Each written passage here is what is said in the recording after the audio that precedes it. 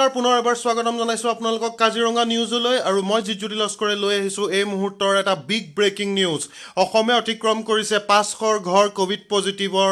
ৰোগীৰ সংখ্যাত আৰু এই তথ্য সদৰি কৰিছে ডক্টৰ হিমন্ত বিশ্ব শৰ্মাই আৰু অলপ আগতে 48 জন পুনৰ ধৰা পৰিছে কোভিড পজিটিভ অসমত আৰু তেওঁৰ টুইটাৰ যোগে আমাক জনাইছে যে alert 48 new cases of COVID-19 positive, 16 Karimganj, 8 Lakhimpur, 8 Guwahati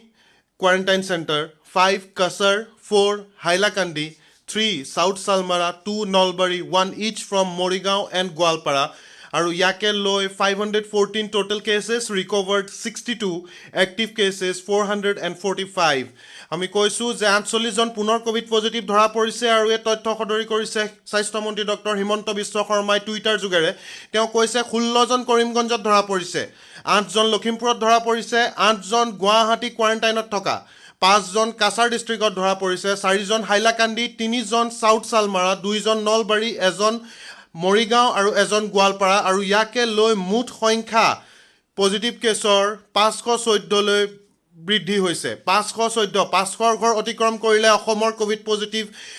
ৰোগীৰ সংখ্যাই আৰু এতিয়াৰ মুঠ কেছ যোনটো এক্টিভ হৈ আছে হেয়া 445 জনলৈ বৃদ্ধি পাইছে এই মুহূৰ্তৰ এটা বিগ ব্ৰেকিং নিউজ যে 500 ঘৰ অতিক্ৰম কৰিছে কৰোনা ৰোগীৰ সংখ্যাই অসমত আৰু এই মুহূৰ্তত 48 জন কোভিড পজিটিভ পুনৰ ধৰা পৰিছে সতৰ্ক হওক সুৰক্ষিত থাকক